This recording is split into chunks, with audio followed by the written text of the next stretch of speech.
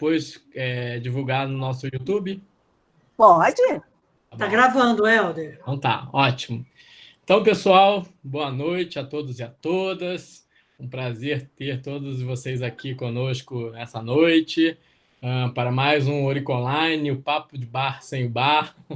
Eu queria, então, dizer que esse projeto é um projeto do Grupo de Pesquisa Oricolé, que é o Laboratório de Pesquisa sobre Formação e Atuação Profissional no Lazer.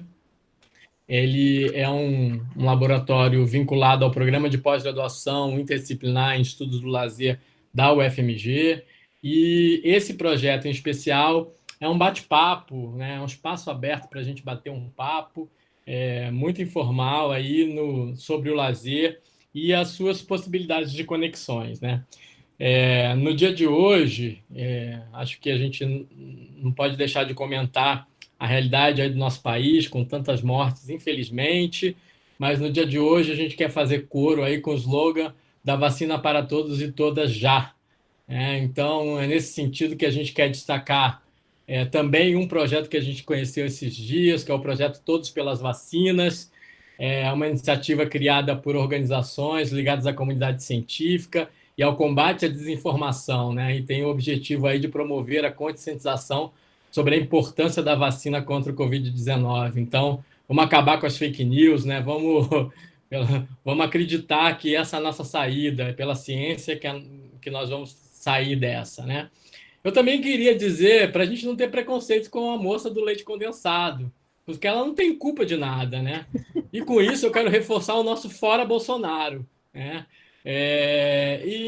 Enfim, queria iniciar dessa forma hoje e apresentar primeiro o nosso mediador, né, dessa atividade de hoje, que será o André Cap, que é membro do Oricolé, um grande parceiro de trabalho, acho que desde os tempos lá do grupo de pesquisa em lazer da Unimep, quando eu estava acabando de finalizar meu doutorado, alguns anos atrás, que foi liderado aí esse grupo pelo professor Nelson Carvalho Marcelino. Eu tive o prazer de conhecer o André nesse período e depois de orientá-lo no doutorado em estudos do lazer. E de lá para cá a gente tem desenvolvido diversas ações aí em parceria. Queria destacar que o André foi o primeiro doutor em estudos do lazer do Brasil, né? E é professor de Educação Física da Prefeitura Municipal de Araraquara, é professor também da Universidade de Araraquara e da Universidade Paulista. Então, André, é um prazer ter hoje você como mediador desse espaço do Orico Online, tá? Então, seja bem-vindo aí. E também quero falar um pouco da nossa convidada de hoje, a nossa convidada especial. A gente já estava atrás dela há muito tempo, mas ela andava fugindo da gente, né? Mas, assim, ela não teve jeito dessa vez. Já tem quase um ano que eu ando atrás dela, tentando convencê-la a participar desse espaço. Mas ela fugiu, literalmente. Mas agora a gente conseguiu laçá-la e a professora Ângela Bretas, que é professora de Educação Física, doutora em Educação pela UERJ. Ela é docente da Escola de Educação Física da UFRJ. Eu já não sei se ela está aposentada ou se é docente, depois ela pode falar, mas eu acho que ela está aposentada, né? Recentemente, ela trabalhou como vice-diretora dessa escola, da Escola de Educação Física da UFRJ. Queria destacar aqui que ela está desenvolvendo um dos projetos mais interessantes do campo do lazer criado recentemente, que é o Papo de Lazer. Procurem esse projeto aí nas redes sociais, joguem lá Papo de Lazer, que vocês vão ver esse óculosinho dela assim, e ela lá que é um projeto muito legal, né, que tem conversado com pesquisadores, profissionais, pessoas interessadas no campo, e então tem sido muito legal ver e ouvir os podcasts que a Ângela tem gravado aí ao longo desses últimos meses. Então, parabéns, Ângela, por esse projeto. Obrigada. Eu queria dizer que a Ângela é uma amiga queridíssima, né? Uma profissional dedicada, competente, séria, enfim, sempre preocupada com a discussão da inclusão social e das minorias, entre aspas, porque eu acho que são maiorias sociais, né? Eu tive o prazer de conhecer a Ângela logo após o meu ingresso aqui na UFMG, por intermédio do meu amigo Vitor Melo, e depois disso eu nunca mais saí de perto, né? Ao longo desses anos, eu tive a oportunidade de desenvolver diversos projetos com a parceria da Ângela, e eu tenho que dizer que esse alto astral que ela tem, ela nos ajuda a enfrentar as adversidades e as maiores dificuldades aí que a gente vê, mas sempre lutando para que a gente possa ter uma possibilidade de esporte, lazer e para todos e todas nesse país, né? Então, Ângela, muito obrigado pelo seu aceite. É um prazer tê-la aqui conosco. O Oricolé agradece muito a sua presença aqui hoje. Antes de eu passar a palavra para o André, que vai mediar esse encontro, eu queria já fazer, como sempre, o convite para o próximo Oricon Online, que será no dia 24 de fevereiro, né, o nosso próximo Papo de Bar Sem o Bar. E nós teremos como convidada a professora Mileide Char Bahia, que é da Universidade Federal do Pará, que vai abordar o tema lazer e meio ambiente, né? Então, também participe conosco aí da atividade em fevereiro. Bom, vou passar a palavra para o André, que vai dar as coordenadas aí do trabalho, e depois ele conversa aí com a Ângela. Vamos lá, André? Boa noite.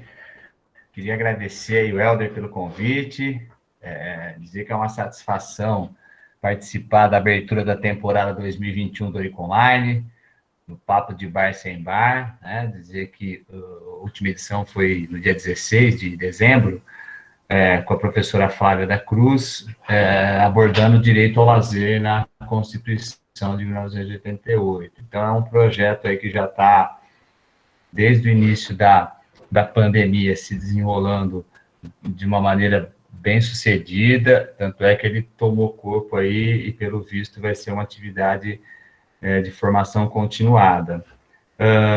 Eu queria aqui agradecer também a presença de todas as pessoas que se inscreveram para esse bate-papo com a Ângela, e eu queria conversar com vocês rapidinho sobre o nosso processo aqui do Oricon Online. Então, que talvez tenha algumas pessoas que seja a primeira vez, é bacana a gente passar alguns pontos, né? O horário é das 19h, o nosso teto é até as 21 horas, e a Ângela vai ter de 35 a 40, 45 minutos para fazer sua exposição.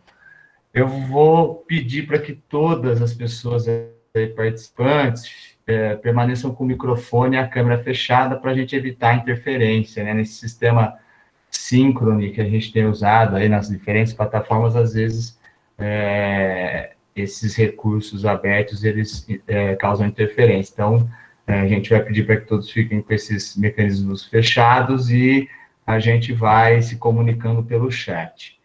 As inscrições após a fala da professora Ângela, então, eu ia pedir para os participantes aí colocarem o nome no chat, que a gente vai organizando aí essas provocações, problematizações, questionamentos que vocês, a partir da fala da Ângela, tenham interesse em provocar o debate, e a gente organiza individualmente ou em grupo, em blocos de perguntas, dependendo do tempo e da quantidade de perguntas.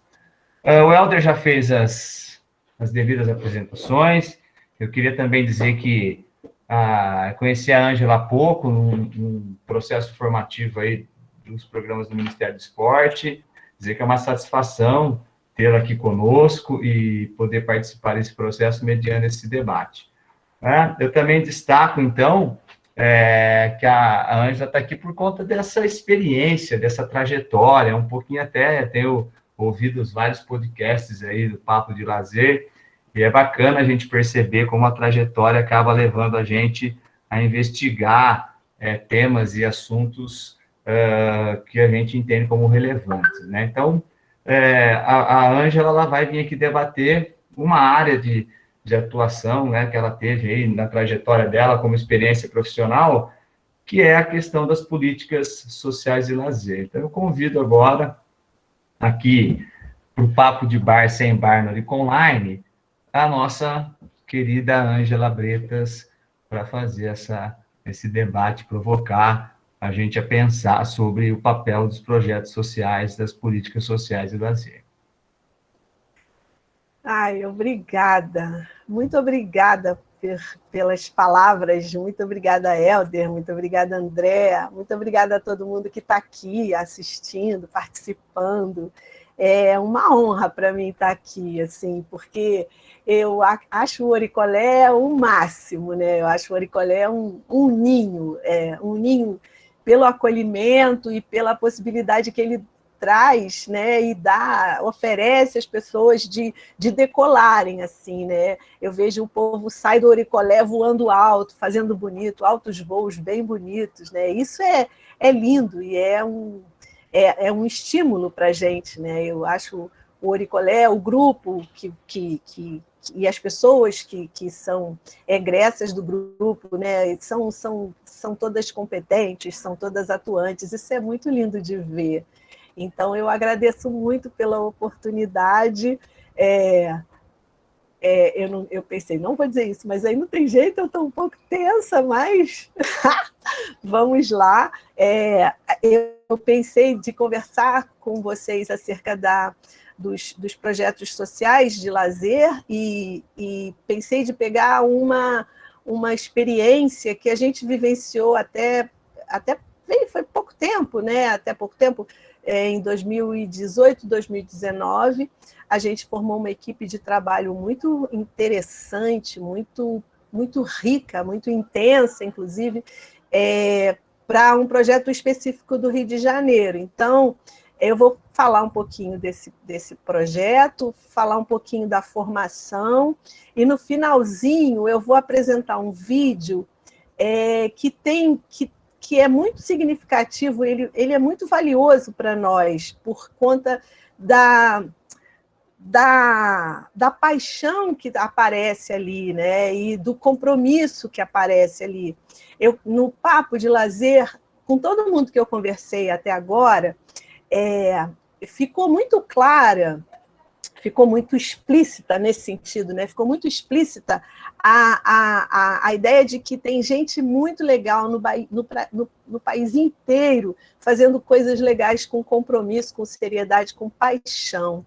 E esse vídeo é isso, assim, né?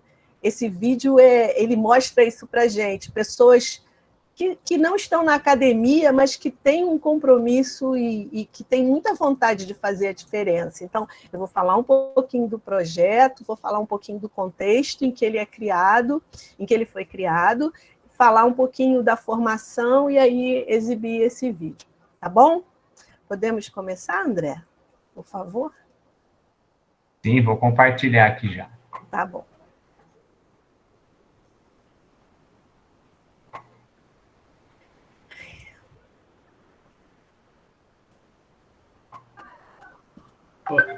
André, só para você falou para o pessoal também ficar com câmera. Quem quiser ficar com câmera aberta, acho que pode. A câmera não influencia muito para a gente, não. Influencia só para quem está com a câmera aberta e tiver com a conexão ruim. Ah, legal. É porque às vezes a Ângela vendo só as carinhas e não vê gente, acho que é mais legal ver gente, né? Olha a solidão, olha a solidão, olha a solidão. Eu sei, a gente dá aula e fica nessa solidão às vezes. Então... você falou isso. Então, antes de começar, né, eu precisei me aposentar por conta desse governo, desse desgoverno, desse despresidente, eu precisei me aposentar, mas eu continuo dando aula lá na universidade, continuo como assessora da direção, porque desde que a gente assumiu, eu e a professora Kátia assumimos a direção da Escola de Educação Física em 2016, nós criamos uma equipe de assessoramento, que é meio aquela equipe do isso não vai dar muito certo. Então, é aquela equipe que a gente encontra quando precisa pensar acerca de uns problemas que aparentemente são esquisitos, cabeludos e tal, né? E aí, eu saí da direção por conta da necessidade de me aposentar, que foi até me acostumar com a ideia, custei bastante, sofri. Chorei 3 dias quando o cara falou, você precisa se aposentar, professor. Eu passei 3 dias chorando. No 4º dia eu falei, chega de choro, vou fazer uma festa. Aí fiz uma festa, então... Mas ainda não me acostumei com a ideia. Então, eu continuo dando aula. Uma disciplina chamada... É um RCS, né, um requisito curricular suplementar, chamado Universidade de Extensão. São só 30 horas para o primeiro período. mas assim é ótimo, né? Encontrar os alunos e continuo assim à frente de alguns projetos. A gente tem um projeto muito bonito que trabalha com as questões do protagonismo do corpo negro nos espaços de formação, é o Grupar. E aí continuo na assessoria da direção, na equipe de assessoramento. Bom, e aí, com relação aos projetos sociais de lazer, né, eu pensei em apresentar aqui o caso do projeto Esporte e Cidadania, que foi um projeto criado num determinado contexto do Rio de Janeiro, e que, para nós, foi muito rico também, em termos de aprendizagens, em termos de experiências, em termos de articulações. Foi um projeto muito importante para a gente aqui. Então, pode passar, André, por favor? E aí, essa discussão com relação ao lazer na Constituição, a agenda pública e tal, eu assisti a sessão do Orico Online com a professora Flávia, né, e ela falando do lazer na Constituição Federal. E aí, assim, tem uma coisa importante, né, que tem a ver com as demandas sociais, né? As demandas sociais, e que fazem com que aquela temática atinja a agenda pública, e aí são alocados recursos, as políticas públicas que tendem, ou que poderiam, ou que deveriam ser justas e equitativas, elas acabam sendo elaboradas, planejadas, implementadas, e a gente parte da premissa que vai ser uma condição ética e que vão haver, e que vai haver prestação de contas, né? Então, a nossa Constituição estabelece esses direitos sociais, e o lazer é um direito social, e define os princípios que vão nortear essas ações. A ideia é que esses princípios levem à criação de planos, programas, projetos, e que exista um repartilhamento dessa riqueza, né? As ações afirmativas são parte desse repartilhamento, né? Pode ir, André, por favor. E aí, dentro dessas demandas sociais, né, que levam a essas ações, a essas políticas, eu vou falar do Programa de Ações Sociais para o Estado do Rio de Janeiro e seus municípios. E aí isso tem a ver com uma demanda importante que se refere especificamente ao Rio de Janeiro, porque tem a ver com o momento que a gente enfrentou aqui, né, que todo mundo acompanhou, dos Jogos Olímpicos e Paralímpicos de Rio 2016. Um pouco antes a gente, no momento de preparação, né, naquele período de preparação da cidade para receber todo mundo e para estruturar a cidade, para, entre aspas, limpar a cidade, né? O governador em exercício à época, o Francisco Dornelles, ele deliberou um estado de calamidade pública e no âmbito da administração financeira, né? Ele dizia que, por conta da crise nos royalties do petróleo e por conta da queda da arrecadação do ICMS, o Estado estava entrando em falência e não teria condições de bancar os seus custos, os seus gastos, e isso levaria a um colapso na saúde pública, na segurança pública, na mobilidade, enfim. A cidade ia virar o caos. Aí as verbas federais vieram e, ao invés de serem aplicadas nas áreas que importavam, né, saúde, educação, por exemplo, elas serviram para cobrir os custos dos jogos e também a gente acabou recebendo, entre aspas, né, a gente acabou sendo alvo de uma intervenção federal, uma intervenção militar. Então, foi estruturada a partir de uma lei complementar de 1999, né, a lei que garante, ou que tem a ver com a organização, a preparação das Forças Armadas para intervir nos locais, nos espaços. Então, o Rio de Janeiro sofreu uma intervenção militar. E aí essas forças militares, né, as forças armadas, coordenaram as ações, a cidade ficou nas mãos dos militares, com o apoio das polícias civil e militar, do corpo de bombeiros e de todo o aparato prisional, por conta dessa GLO, Garantia da Lei e da Ordem. Pode passar, André, por favor. E aí, quais foram os efeitos dessa intervenção?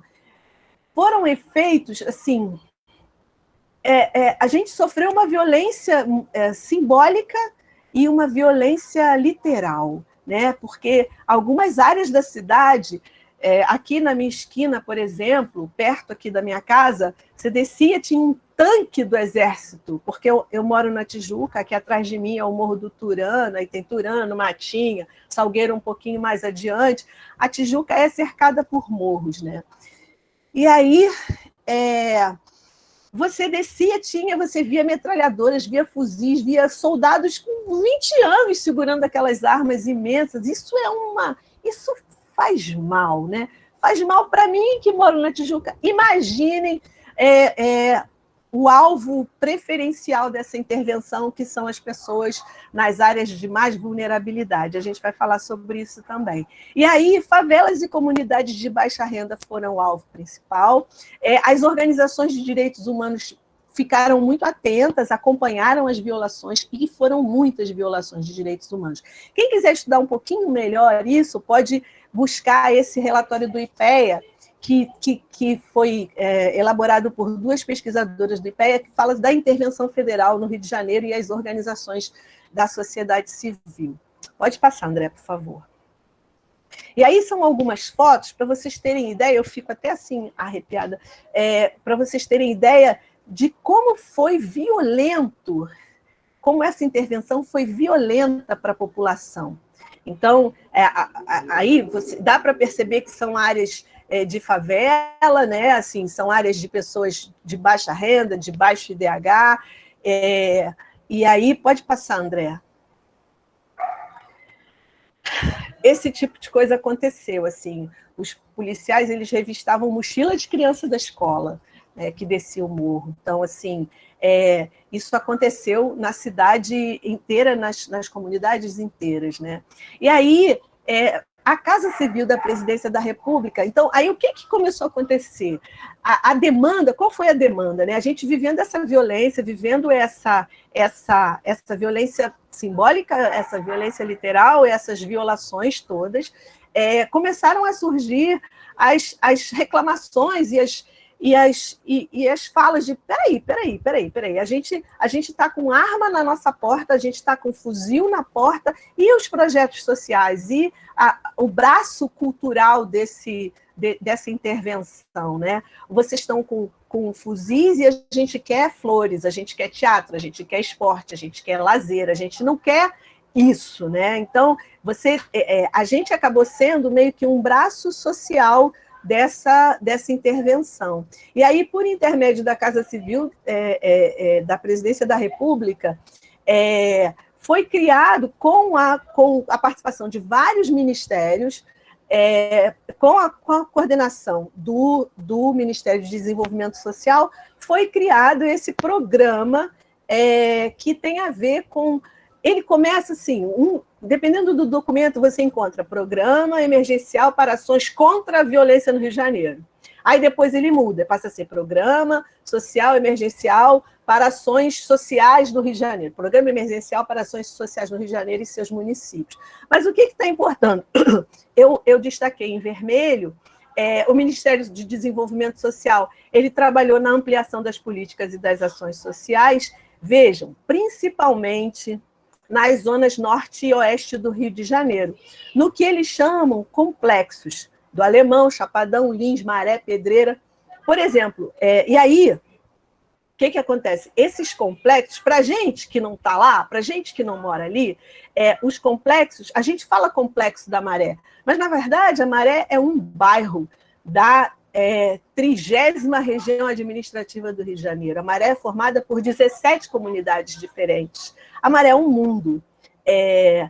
A Maré tem uma densidade demográfica altíssima. A Maré, o Chapadão, o Alemão, E aí, quando a gente fala complexo, as pessoas que moram lá falam, que complexo? Complexo é Bangu, porque complexo penitenciário de Bangu. Então, e essa ideia já começa a fazer a gente, já leva a gente a pensar nos territórios, né? A gente fala complexo porque a gente não é daquele território. Quem é daquele território fala, não, complexo não, que eu não estou presa. Complexo é Bangu. Então, assim, a gente guarda essa informação. O Ministério da Justiça trabalhou na questão das vagas para acolhimento em comunidades para usuários de drogas, o Ministério da Educação com o Pronatec, com o programa Dinheiro Direto na Escola, e com umas parcerias com o Unicef, o Ministério da Defesa com o Profesp, que é um projeto também, um programa antigo, muito antigo, que é o programa Forças nos Esportes. É bem antigo, houve uma época que ele estava alinhado ao PST, e a gente aqui no Rio de Janeiro, quando coordenou o PST, a gente visitou os núcleos do Profesp também, ele continua na ativa.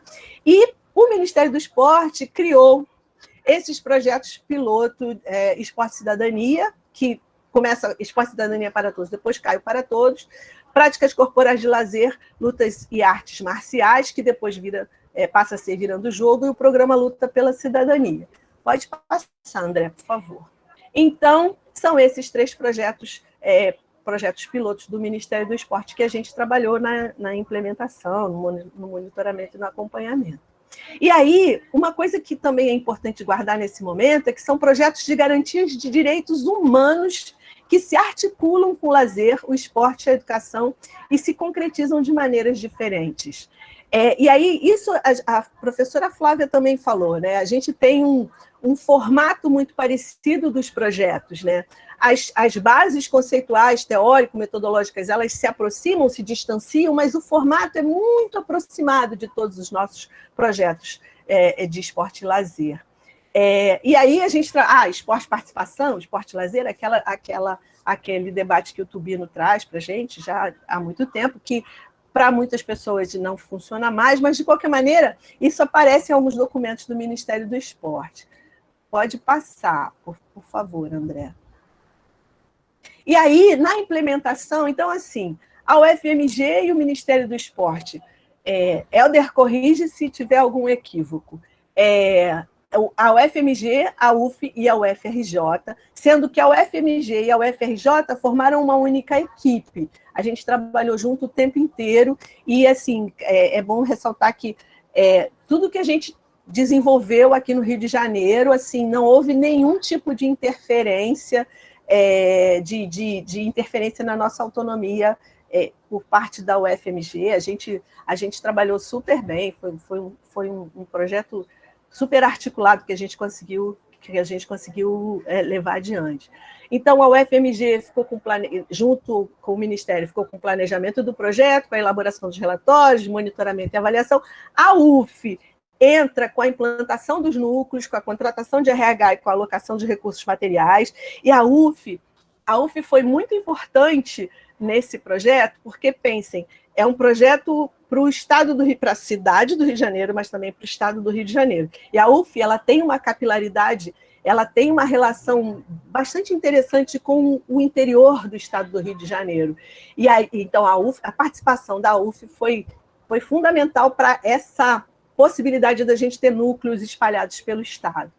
A UFRJ, então, coube o acompanhamento, o monitoramento e a formação presencial dos profissionais, e aí, como eu já disse, a UFRJ e a UFMG eram uma única equipe. A estrutura e a organização. A gente formou 2 equipes, uma equipe de suporte pedagógico e uma equipe de formadores, que era composta por professores de educação física, especialistas, mestres e doutores, e uma pedagoga com experiência em direitos da infância e da juventude, vocês já vão entender por quê.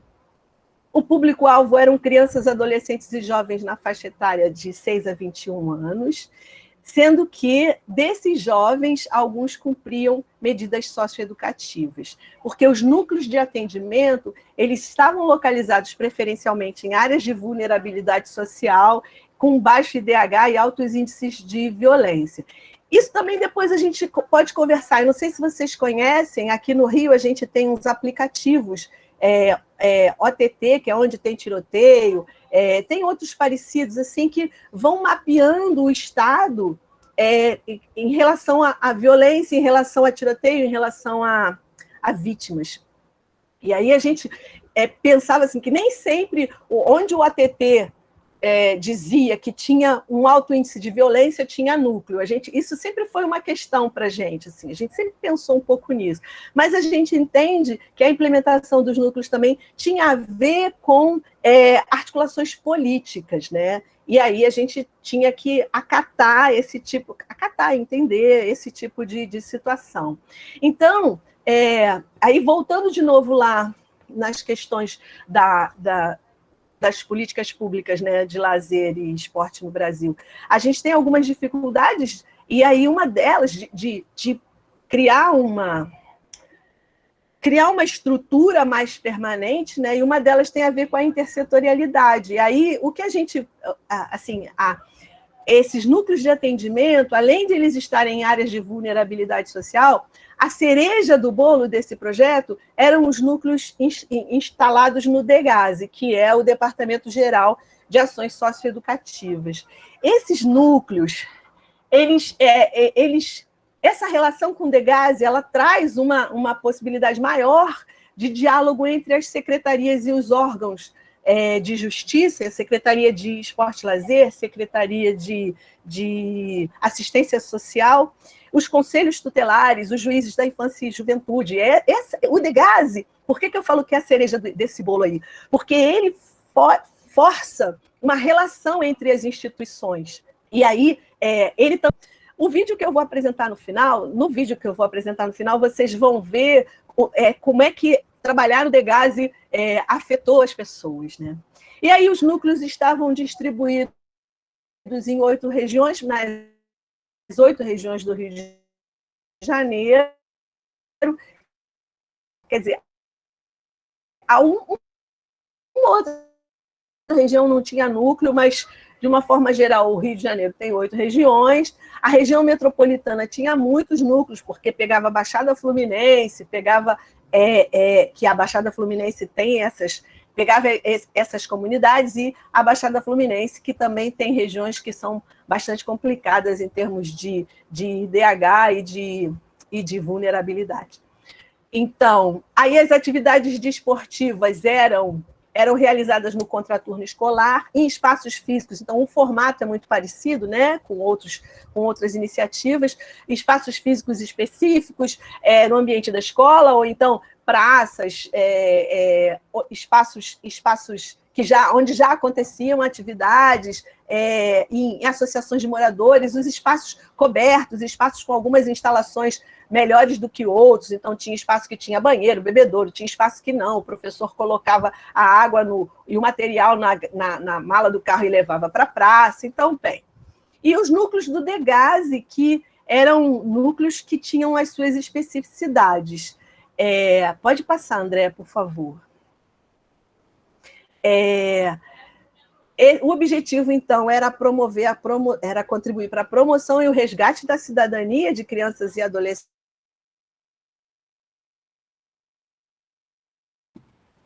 Angela, travou, não travou? Eu ia comentar a mesma coisa. Angela, Travou. Angela, Eu acho que o áudio dela caiu. tentar ligar para ela.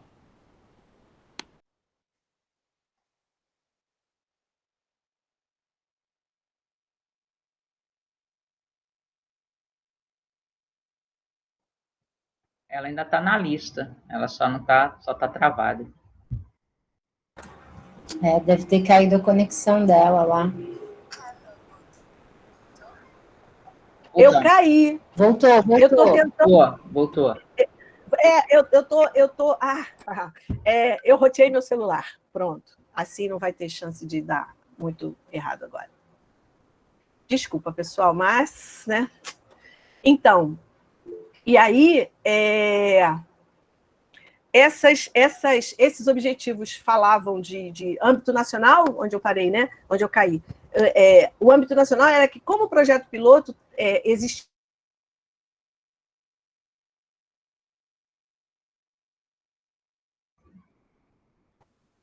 rotear outra coisa agora. Eu percebi aqui que congelou de novo. Estátua, então, é brincadeira de estátua, galera, só para dar uma animada.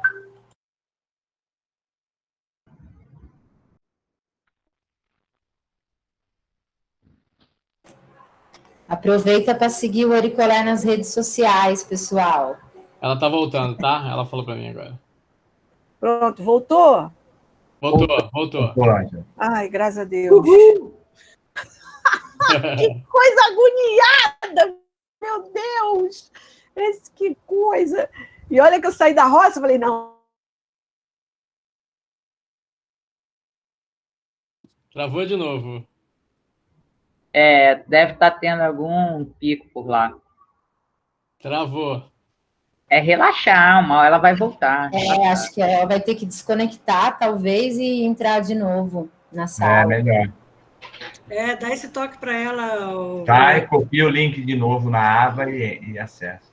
Gente, vocês ouviram eu falar palavrão? Desculpa. O palavrão não. Relaxa, essa parte não. Foi ocultada. Tá travando mais uma vez. Bravo. Ligou o estroboscópio. Agora voltou. Tá. Ah, meu pai. Marcília, não conta, não. Que vergonha. Então... Segredo. No Degaze era diferente, né? A estrutura era diferente, porque a gente tinha que obedecer às normas do Degaze, então as turmas não poderiam ter 35 alunos. Houve uma resistência absurda por conta de que as pessoas, os técnicos que atuavam na guarda dos meninos, né, no contato com os meninos que cumpriam medidas socioeducativas, eles se assustaram e reagiram mal à ideia de que os meninos fossem aprender a lutar, e que é isso, né?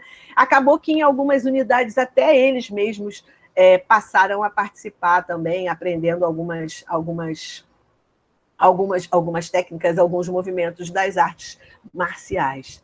E aí, esse projeto, assim, na própria composição dos profissionais, ele também traz essa possibilidade da interprofissionalidade, interdisciplinaridade e da intersetorialidade, porque os núcleos tinham, além dos professores e monitores de educação física e lutas e artes marciais, tinha assistente social, tinha psicólogo, né, os núcleos tinham assistente social, tinham psicólogo, agente social, que tem em todos os projetos desse tipo, né? Mas só que eram lutas e artes marciais. No Degaze era basicamente assim, né? O interesse deles era nessa área. Um coordenador regional, não era em todos os núcleos que havia psicólogo, assistente social. Os psicólogos e assistentes sociais, meio que eles circulavam por aquela região, atendendo às demandas dos núcleos naquela região.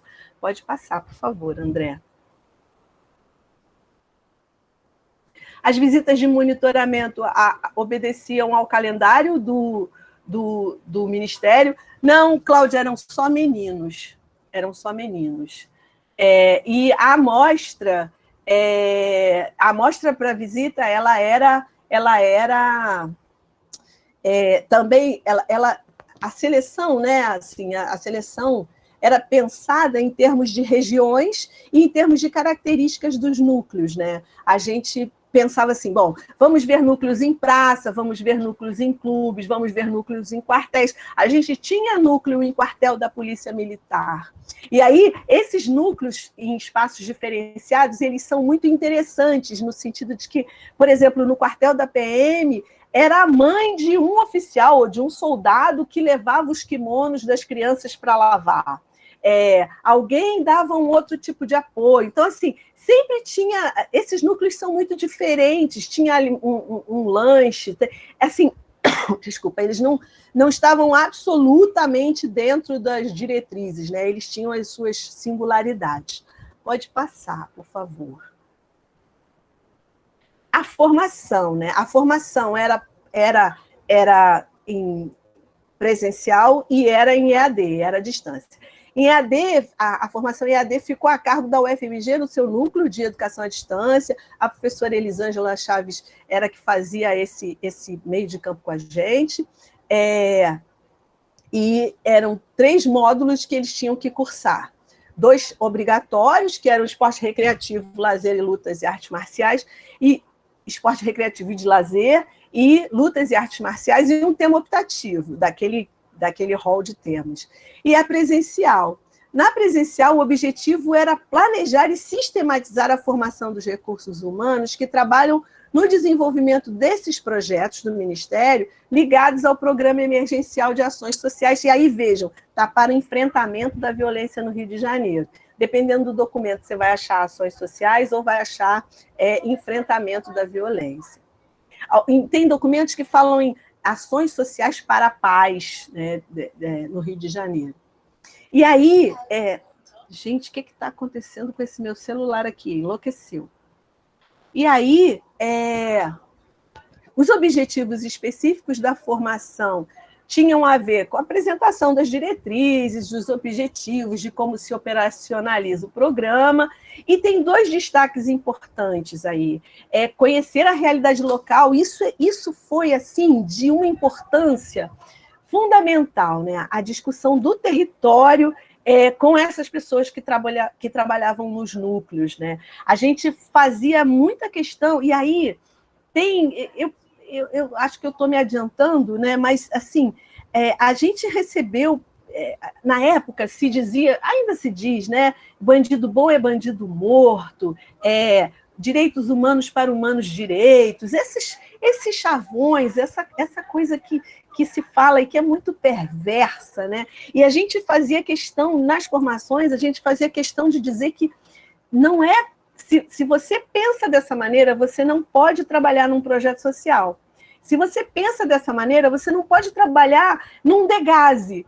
E aí, a ideia era o tempo inteiro desconstruir essas concepções, destruir, na verdade, destruir essas concepções, né? Então, a discussão da realidade local era fundamental, a discussão de território e territorialização e desterritorialização, essa discussão era fundamental. E aí, contextualizar acerca dos sentidos do esporte, participar, elaboração dos planejamentos, destacar o profissional envolvido como agente de inclusão e de transformação social, e destacar isso também, para a gente era um ponto de ancoragem, assim, né? Garantidor de direitos. O profissional que atuava, a gente fazia questão de dizer, você é um garantidor de direitos. Então, a partir das temáticas da formação, a gente estruturou a partir das diretrizes, né, dos objetivos específicos, a gente estruturou a temática da formação. Então, ficaram diretrizes do projeto Esporte e Cidadania, conteúdos no âmbito dos direitos humanos e do ECA, território e diagnóstico da realidade local, conceitos de esporte e lazer, conceito de lutas, planejamento dos núcleos, EAD e avaliação da formação. Então, toda a formação ela tinha esse conjunto de elementos que eram apresentados e discutidos.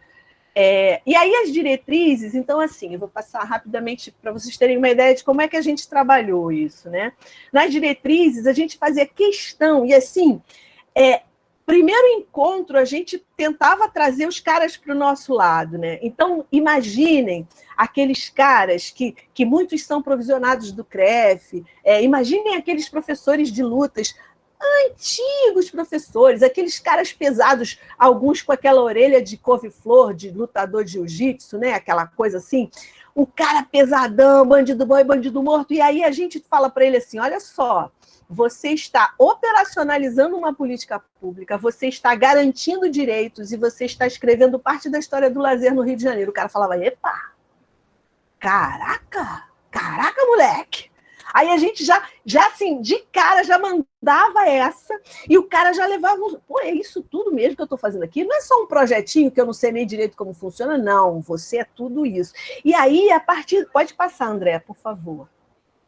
E aí a gente entrava com a discussão, que era uma discussão que, assim, assustava.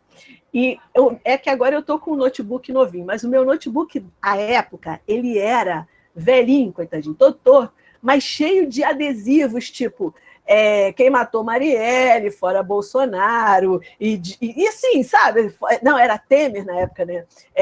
Fora Temer, tudo que você puder imaginar estava colado no meu notebook, né? Então eu falava, caraca, os caras vão me bater. Quando eu abrir esse notebook, eu vou apanhar, né? Mas, tranquilo, vamos para a guerra. E aí, a gente falava isso, cara, você é um garantidor de direitos, a sua importância é fundamental. O cara lá no Ministério elaborou isso, e quem vai operacionalizar, quem vai fazer isso andar é você. E aí, a gente trabalhando os conteúdos de direitos humanos e de direitos da infância e juventude, toda a perspectiva da formação era crítica, bastante crítica. A ideia era fazer assim, olha só, né, vamos refletir, vamos repensar. E a gente trabalhou muito com charges, com vídeos, com práticas, a gente fazia muitas práticas que exigiam que eles discutissem entre si, e aí era muito interessante, assim, muito emocionante. Em que sentido? O cara depois vinha assim, porra, professora, você imagina aqueles pretos grandes, fortes, com aquela orelha de couve-flor, senta do teu lado, um desses fala assim, porra, professora, eu nunca tinha pensado nisso. Porra, professora, cara, eu sou um sobrevivente, e agora eu não... Porra, cara, muito obrigada, professora. Eu tenho que ajudar esses meninos da minha comunidade a sobreviverem também, né? Porra, professora, obrigada. Assim, e não era eram vários, todo mundo conversando com a gente depois e vinha falar isso, assim, de como tinha sido importante essa discussão, que eles nunca tinham pensado nisso, né? E aí, direitos humanos, a gente trabalhando com essa perspectiva de destruição, não é desconstrução, de destruição de algumas concepções. Pode passar, André, por favor. E aí aqui eles se reuniam e faziam as árvores, né? A árvore dos direitos humanos, que meio que na administração chama árvore de problemas, né? A gente fazia essas atividades, eles se reuniam, debatiam, conversavam, dialogavam e preparavam. A gente trabalhou muito em cima desse diálogo e da preparação e da elaboração de um produto, né? Então vamos... Exatamente, Denise, exatamente. Território e territorialidade. Quando a gente mandava essa foto, os caras levavam um susto também, né? Caraca! E aí, assim, Rio de Janeiro. Caraca, moleque! Que isso? Né? Olha isso, é isso mesmo? Como é que pode um do lado do outro? Que é isso, né? O significado dessa foto. E aí a gente ia trabalhar esse significado. Pode ir, André, por favor. E aí, o que era mais legal, né? A gente está trabalhando o tempo inteiro com os caras tentando entender que eles são garantidores de direitos e que os territórios têm as suas especificidades. E que o que eles têm de negativo a gente já conhece, ninguém precisa reforçar o que eles têm de negativo, não interessa o que eles têm de negativo, interessa o que eles têm de positivo. E aí o que eles têm de positivo? Eles têm um monte de coisa, é só a gente olhar para ver. E aí a gente criou uma atividade que era eles produzirem jornais das suas comunidades. Então, veja, Colubandê News, Vila Alegre Notícias, o outro lá era Vargem News. Então, o que tem a sua comunidade que é bacana, que pode estar no jornal? Que não seja estupro, morte, assalto, caminhão roubado da Avenida Brasil. A gente não quer isso, porque isso a gente já está cansado de ouvir. A gente quer o que tem de positivo. E aí os jornais, eles tinham as suas colunas, né? Festa, compra e venda, quem estava pegando quem, campeonatos. Não, hoje vai ter uma chopada, vai ter um samba, vai ter um funk. Tudo o que acontecia de positivo na comunidade, eles punham nos jornais. E aí, de novo, né? Mais uma vez, caraca, minha comunidade é uma barata, eu tenho mais aqui que trabalhar para que ela sobreviva, né? Entendendo a comunidade pelo que ela tem de melhor, né? Vamos lá, André, por favor. Eu estou com medo do tempo. E aí a gente pensando no esporte também, de novo, a perspectiva crítica, pensar, o esporte é continuidade ou é ruptura? O que quer dizer isso? O que isso significa? Pode passar. Conceito de lutas corporais, né? A gente parte sempre de uma imagem e de uma reflexão e de uma questão para, epa, o que é isso? Como é que é isso? Pode ir. No planejamento dos núcleos, a gente tentava trazer a possibilidade de fazer diferente, de pensar a inclusão, de pensar... foram 30 minutos, né? Tá bom, tá quase acabando, então. De pensar a inclusão, de pensar a diferença, de pensar a diversidade, de pensar a diversidade de materiais, de pensar a possibilidade ampliada da participação, a contextualização da atividade, a avaliação da atividade, tudo isso estava no planejamento. Tá bom, obrigada. E aí, tá meio esquisito, né? Mas é que isso foi retirado do relatório final do programa, que foi elaborado pelo Silvio, Luciana e equipe, e aí, assim, todas as avaliações tinham mais de 20% de aceitação, de aprovação. Então, em relação à ação do formador, em relação ao conhecimento e à competência do formador, em relação à metodologia aplicada, em relação aos conteúdos, se eles eram aplicáveis no cotidiano, e se o que foi colocado como objetivo tinha sido atingido. Então, a gente sempre teve boas avaliações na formação. Pode passar, André, por favor. E a equipe, Helder era o coordenador geral do projeto de formação e acompanhamento, o pesquisador coordenador era Silvio, e aí a equipe ainda era composta pela professora Luciana, pela professora Elisângela Chaves, pelo professor Luciano, pela técnica administrativa Rosângela Pinali, e fazendo meio de campo entre o Ministério e a gente aqui, a lindinha da Ana Helenara Pintos, e Ana Beatriz, que era ligada ao Ministério. Então, a gente trabalhou com esse povo todo. E aí, pode passar, André, por favor. A equipe do Rio era composta, como eu já falei, por professores, especialistas, mestres e doutores, e eu que coordenava. A gente tinha uma técnica administrativa também, que era a Mariana Casanova. Pode passar. E aí tem algumas fotos, a gente fez algumas capacitações no Parque Olímpico, que era um lugar enorme, que deu chance da gente ter aulas práticas, ter aulas teóricas, ter essa discussão. Aí nessa imagem central tem parte da equipe, a gente tem aqui no cantinho direito inferior, tem uma atividade de lutas e artes marciais, de disputa, em cima tem um momento de reflexão, que a gente, obviamente, sempre faz. Aqui embaixo tem um quebra-gelo, no lado esquerdo é um quebra-gelo, e no lado direito superior tem a grande questão, assim, qual é a diferença entre atuar num projeto social de lazer e atuar no seu projeto, na sua casa, na sua academia, no seu clube? Qual é a diferença? Aí o cara, tem diferença. Por que tem diferença? Então, vamos pensar nessa diferença. E aí, foi assim. E agora, muito obrigada. Eu queria exibir um videozinho, são só 6 minutos. Posso, André? Tá. Eu vou finalizar a apresentação aqui, você já compartilha aí. Tá bom.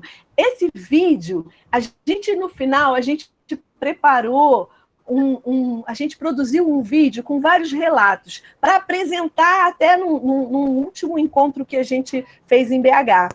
O vídeo eu não achei, né, essas coisas que acontecem com uma pessoa como eu, né? O vídeo eu não achei, mas achei alguns fragmentos, né? E aí eu vou exibir para vocês uma entrevista que a gente fez com o pai e o filho que atuam no Degase. Então, deixa eu apresentar agora. É uma janela, não, é uma guia. Vídeos aqui. Compartilhar. Aqui. Só preciso saber se está dando para ouvir depois. Enquanto a Ângela providencia, o Helder já abriu aí, galera, a inscrição para quem quiser conversar com a Ângela lá no bate-papo. É só colocar o nome lá que a gente organiza aí a ordem. Ai, puta merda. Tá indo aí, não, né? O servidor encontrou um erro. Pelo amor de Deus, faz isso não. Nós testamos, calma que vai dar certo. Fica tranquilo. Sim, nós testamos. Vai, baby. Ai. Ah, não creio.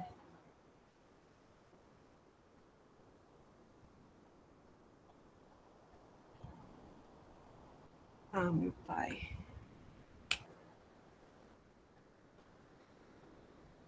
Será que é porque eu estou roteando e está fraquinho? Não, tá no Titanic. Titanic é aqui de casa mesmo. Acho que agora vai. Tá carregando.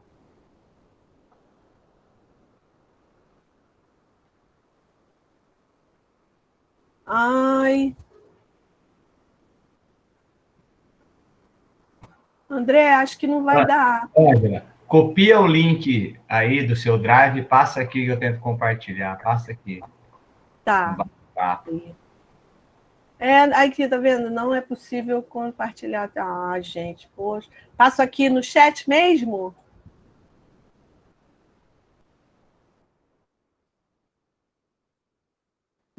André, não tá.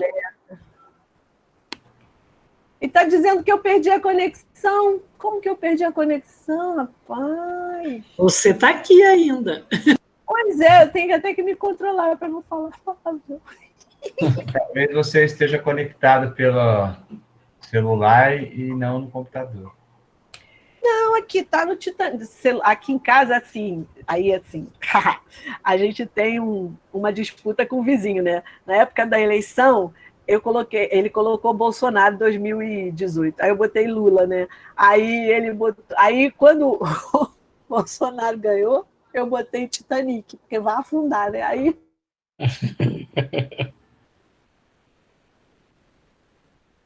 Já travou. Agora travou. Titanic mesmo. Angela. Ela te passou o link, André, para você tentar? Não, eu pedi para ela passar aqui no chat, mas ela não... André, acho melhor a gente ir para as perguntas. Acho que ela pode então, falar. vamos embora. Peraí, deixa eu falar com ela aqui. De repente, ela coloca o link, depois as pessoas vão ver depois. Ela saiu agora. Ela saiu. Ou ela pode compartilhar o nome do vídeo e a gente compartilha aqui com o pessoal que está presente. Ela está tentando voltar, caiu de novo. Bom, galera, vocês viram aí que é um tema muito relevante para a gente pensar as possibilidades de permitir que o lazer se torne acessível, né, para as pessoas aí que vivem nesses territórios, e isso não é um privilégio do Rio de Janeiro, né?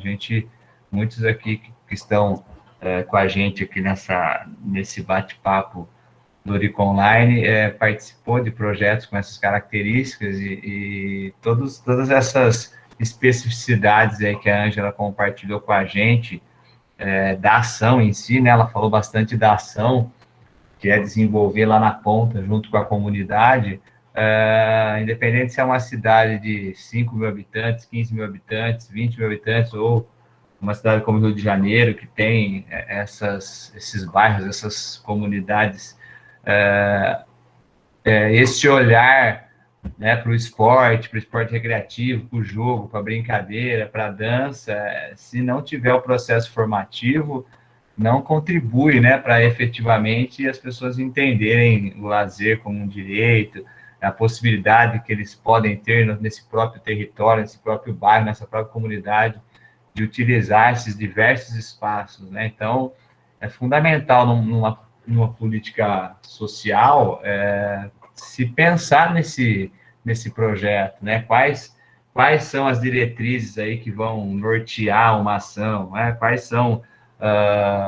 Qual que é esse processo de formação das pessoas que vão atuar, até para a gente poder fazer com que eles entendam que ali existe aí saberes, né, uma história que pode ser compartilhada com outros grupos. Então, eu acho que a Ângela, esse relato ajuda a gente a pensar aí quais são qual que é o papel das políticas sociais, né?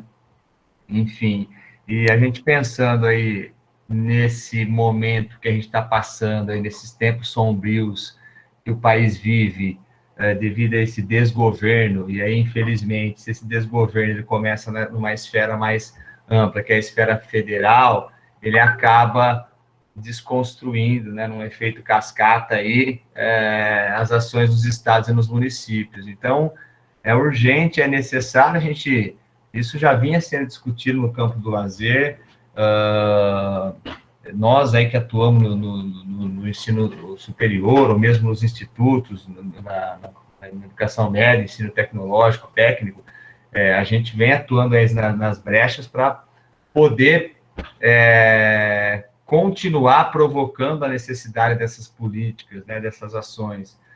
Mas a briga é um pouco desigual, né? A gente tem aí uma dificuldade para poder avançar, mas eu vejo que esses espaços aqui, o Oric Online, o próprio Papo de Lazer, as ações que são feitas aí nas diferentes instituições, são ações de resistência, né? Porque, especificamente aqui no campo do lazer, é nosso papel aí, eu entendo que a universidade, aí, a partir da pesquisa, do ensino e da extensão, tem esse papel aí de tentar trazer à tona essa questão de garantia dos direitos fundamentais, entre eles o direito ao lazer. Né? Ô, André, a Ângela não está conseguindo voltar, não está conseguindo voltar pelo celular, não está conseguindo voltar pelo telefone. Peraí, ela me passou uma mensagem. Não sei o que está acontecendo. Ela está quase chorando aqui. Não sei o que está acontecendo. Eu queria fazer uma sugestão. Nós temos 3 pessoas inscritas para falar. Eu não sei se elas iam fazer colocações, questões, mas minha sugestão é que a gente continue em bate-papo aqui com a fala das pessoas. De repente, elas colocarem questões, se alguém quiser comentar, alguém comenta, e a gente vai levando até ela ver se ela consegue. Se ela não conseguir, a gente encerra depois dessas questões. Pode ser? O que vocês acham? Então, vamos lá, Cátia. Pode sim, galera, tranquilo. Acho que mesmo a Ângela estando ausente, né, é importante dizer da importância da contribuição da fala dela, como o André estava colocando agora. E aproveito, então, para falar um pouquinho sobre essa questão da formação mesmo, né?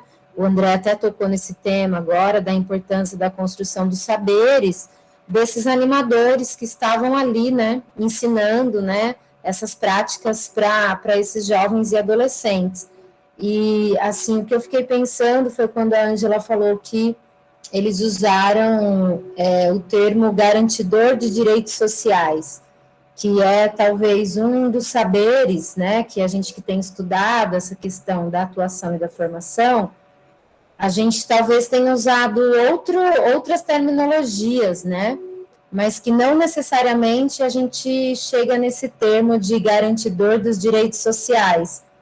E aí eu queria abrir o debate com essa questão mesmo, que a gente tem visto nos textos, né, essa questão da intervenção dos formadores, né, dessa intervenção dos animadores, no sentido de resistir nesse momento difícil que a gente tem vivido, né, mais ainda com a pandemia, e como que vocês veem, assim, né, essa questão do garantidor dos direitos sociais, a gente que muitas vezes está até formando pessoas para esse mercado de trabalho, como que a gente até poderia pensar olhando para essa terminologia que a Ângela traz aqui para a gente hoje.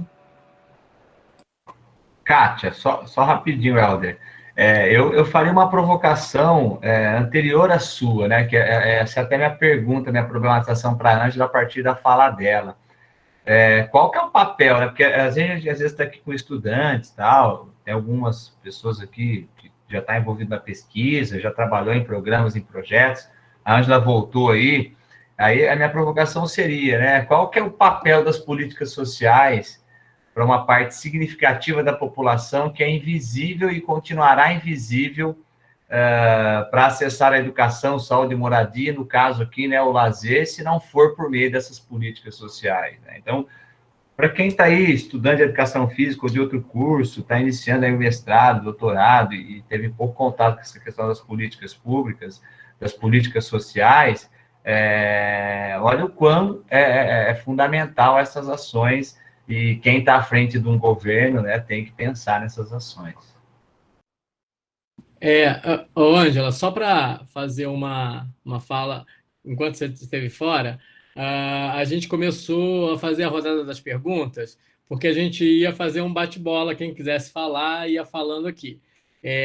O André fez essa colocação agora, mas anteriormente ao André, a Kátia tinha feito uma colocação. Eu vou fazer uma seguinte sugestão. Você escutou a fala do André, né?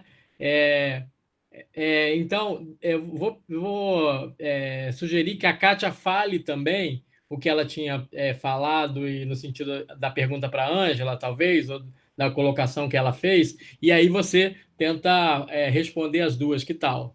Que aí depois a gente dá sequência uma a uma, tá bom? Então vamos lá, Kátia. Só libera seu microfone, Ângela, seu microfone está fechado. Continua fechado. Continua fechado o microfone. É que ela não conectou o cabo. Ela não conectou o fio. Agora você tem que acessar. Você está no celular, Ângela? Tá no celular, ela tá no celular. Então vai lá no celular não tá te ouvindo ainda.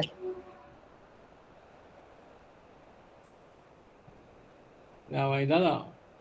Ainda não. Não tem como ligar o microfone dela aí, Olivia?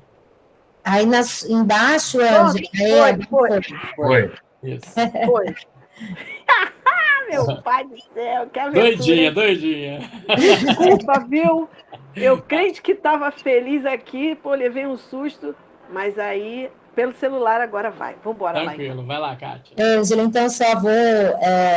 tinha dito que a gente estava falando da importância da sua fala num momento como esse, né, que a gente está vivendo, principalmente, né, de ameaças aos direitos sociais. Então, a gente trazer essa discussão hoje no Eurico Online é muito relevante, e dizer também, assim, da admiração que a gente tem por você e da sua contribuição também no campo do lazer, né?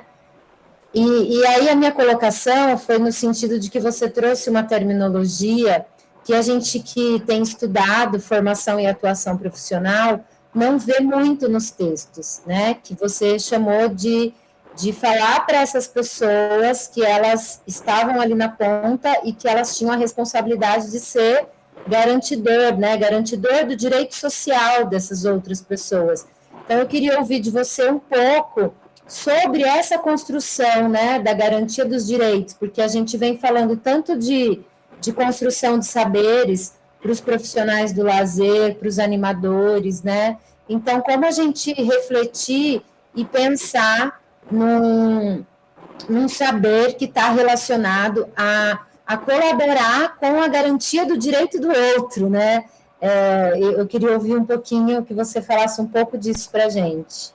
Tá, eu peguei a fala do André um pouquinho e a sua agora.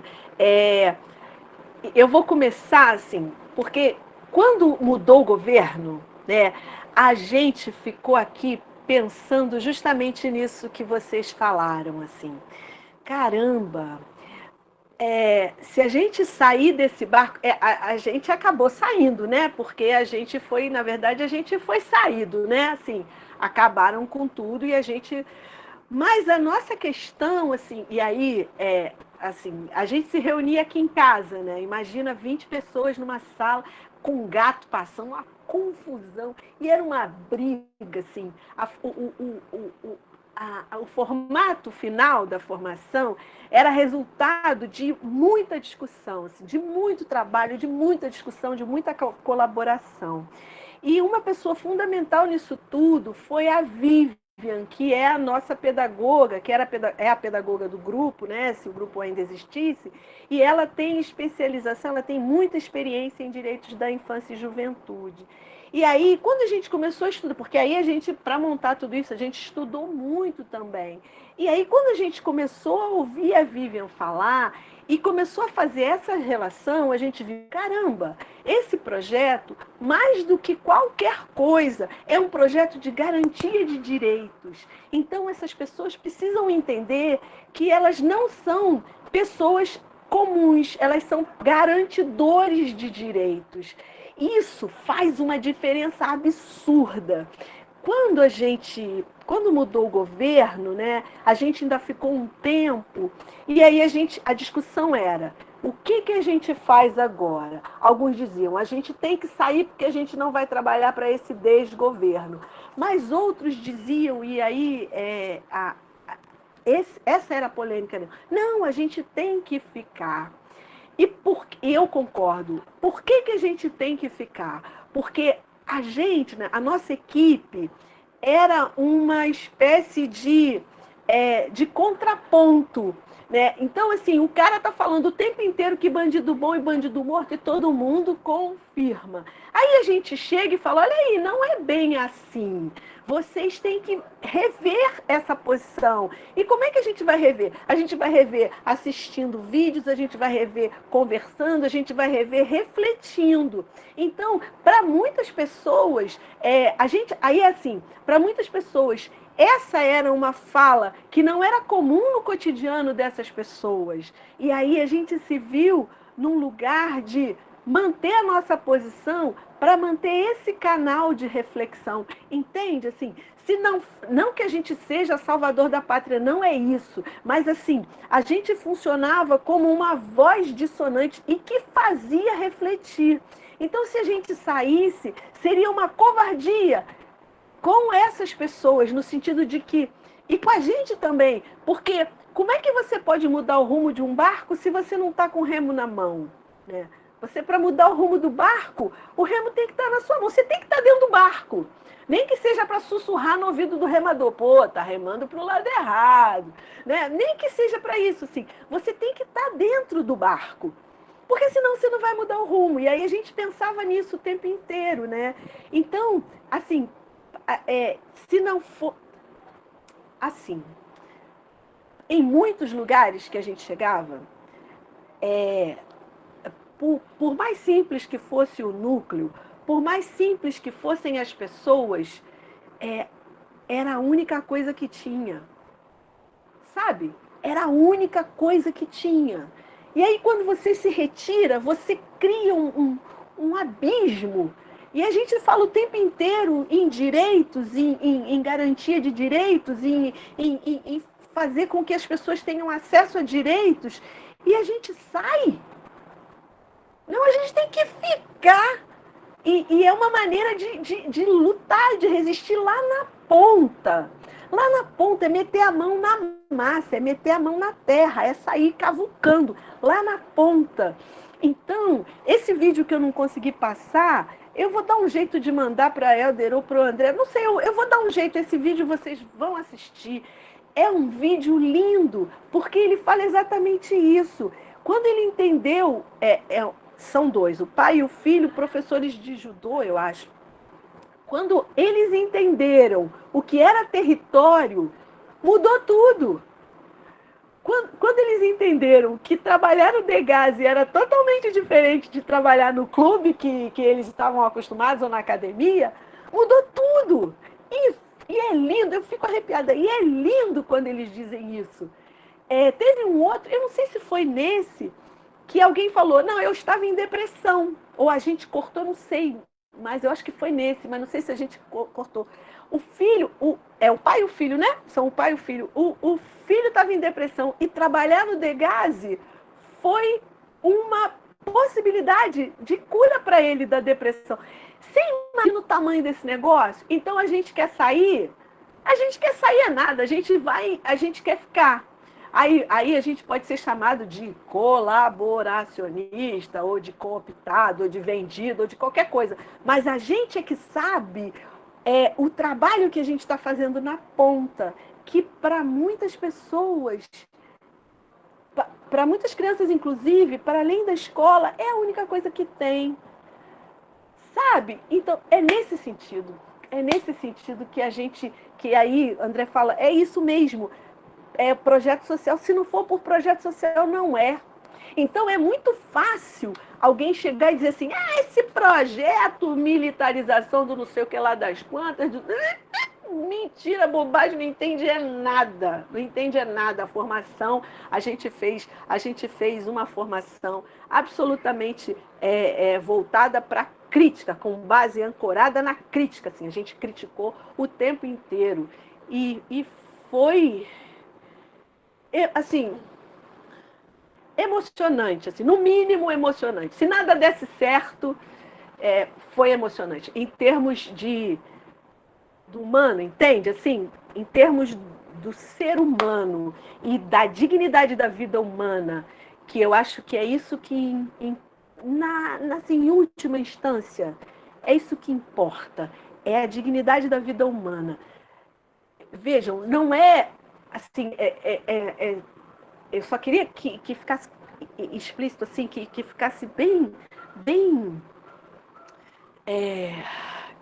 não é uma ação salvadora, caritativa, né? Assim, não, eu sou muito legal, estou aqui comprando a minha indulgência, eu vou para o céu, né? Aquela coisa assim, olha só, eu vou fazer isso aqui, porque eu sei que... Mentira, né? Para quem acredita, ótimo, para quem não acredita, ótimo também, assim.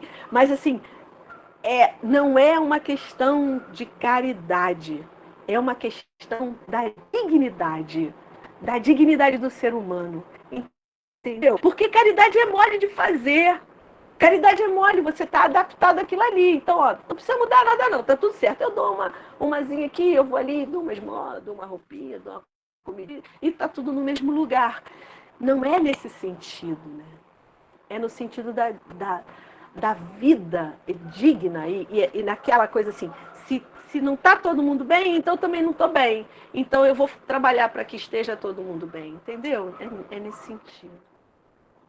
Respondi? Sim. Tem mais alguém aí, Helder? Eu estou escrevendo aqui, André. Está inscrito agora Thaís e depois a Denise. E depois eu ainda. Beleza. Vamos lá, Thaís? Thaís está por aí? A Thaís, ela compartilhou aqui algumas situações que ela tem vivenciado. Thaís, você quer falar ao vivo aqui para a professora Ângela? Acho que não, que ela está escrevendo ainda aqui. Vamos passar para a Denise, então, depois ela vê se ela vai falar. Isso. Tá bom? Vamos lá, Dê. Bom, Ângela, primeiro agradecer demais essa sua fala, né? Como Marcília já colocou no chat, a gente escutar alguém que fala com paixão é muito inspirador, né? Nos faz acreditar que dá, né? Com todas as lutas, é preciso, elas são precisas, isso ajuda isso nos fortalece, né? E aí, nesse sentido, nesse tempo que você foi falando, eu fui vendo que todas essas ações que você foi descrevendo para a gente desse trabalho que se desenvolveu, ele estava ancorado lá em torno de 2016, e a gente estava exatamente nessa transição, a entrada do governo Temer. Logo depois, a gente tem essa loucura que entrou esse outro governo, que eu até procuro nem falar o nome, né? Só para deixar, assim, um pouco mais leve. E aí, o que eu estava querendo saber um pouco assim, com a extinção do Ministério com a extinção do Ministério do Esporte, tudo isso que estava sendo direcionado, todas essas políticas sociais sofreram um impacto muito grande, muito forte, né? Passa-se a ter alguma secretaria, mas só que isso a gente sabe que está totalmente diluído, porque a eles não interessam as políticas públicas, muito menos as políticas públicas sociais. Então, eu estava querendo entender um pouquinho, né, quando você fala desse processo de resistência que vocês estão tentando, que vocês estão mantendo, como que vocês estão conseguindo se manter nesses projetos, se esses projetos ainda estão acontecendo, porque as Olimpíadas acabaram, ficou todo um legado aí, toda uma dívida para a gente pagar, o Rio de Janeiro está caótico, está dominado pela milícia, e como isso está sendo combatido e podendo ser vivenciado por essas resistências, por essas pequenas resistências que vocês e todas as pessoas que estão juntos nesses projetos ainda insistem em continuar? Então, quando você falou da paixão, só antes de te responder, assim, quando a gente terminava as formações, né, a gente chorava, assim, era um cansaço absurdo, porque a gente vinha de discussões, de muitas reuniões, de muita coisa, e as formações, elas tomavam um final de semana, era uma tensão brutal, principalmente quando tinha o povo do ministério, né, Aninha? E aí, assim, vinha Silvio, vinha a Ana, vinha o povo, nossa, a gente ficava aqui, assim, tremendo, né? Mas quando acabava, era uma emoção, a gente chorava, a gente se abraçava, era uma coisa assim, sabe, todo mundo ali dentro, com um único objetivo, que era fazer aquilo da melhor forma e dizer que a gente estava dentro, né? Aí hoje, os projetos não existem mais. Mas quando a gente consegue se falar, a gente ainda mantém o grupo, a gente lembra sempre com muita saudade. E cada um levou a luta para o seu ambiente. Muitos de nós somos professores de escolas municipais, escolas estaduais. Então, essa resistência, ela foi diluída e para dentro da escola. Os projetos, assim, no apagar das luzes, eu e o professor Felipe fomos para Além Paraíba, para um projeto que ia continuar, e eu não sei porquê. Sabe aquela coisa assim, no finalzinho a gente foi fazer uma formação num espaço ótimo, um monte de gente legal, e eu não sei o fim que isso teve. Talvez Hélder ou Ana Helenara possam dizer melhor do que eu. O que eu sei é que não há mais. A gente continua lutando nos nossos pequenos ambientes, né? E assim, até é importante dizer assim, esse nosso projeto, assim, essa intensidade que o nosso projeto, o Esporte Cidadania, o Virando Jogo também, né? A intensidade com que eles nos atingiram, né? Eles nos atingiram com uma intensidade muito forte. Isso marcou toda a equipe, né? E aí, assim, eu acho que qualquer oportunidade que houver de se retomar esse tipo de coisa, se eu disser vamos, naquela coisa assim, bora. É só dizer bora que todo mundo vai. Porque nesse momento a gente ainda está sofrendo por esse desgoverno e agindo onde é possível agir, entendeu? Então a gente tem, todos nós do grupo, toda a equipe extremamente comprometida e continua resistindo na sua militância de formiga, sabe? Naquela militânciazinha ali da onde você pode alcançar, porque tá bem difícil, né? Tá bem difícil. Obrigada, Ângela. Isso aí, resistiremos, seguiremos resistindo. Sim. Boa, Ana. Ângela, tem uma outra pergunta aqui no chat, da Thaís Lopes da Rocha, que ela participa, ela é estudante de Educação Física, participa de um projeto chamado Esporte Nota 10, na cidade dela, e ela ficou aí provocada, né, sobre o que ela pode fazer para que efetivamente esse projeto não seja só um rola-bola, né, que esse projeto possa contribuir com essa formação cidadã, né? A gente pega os documentos aí da LDB, das diretrizes, a própria BNCC agora fala muito de cidadania, formação cidadã, né? Eu discuto muito com os meus alunos isso, né? Como concretizar essa cidadania?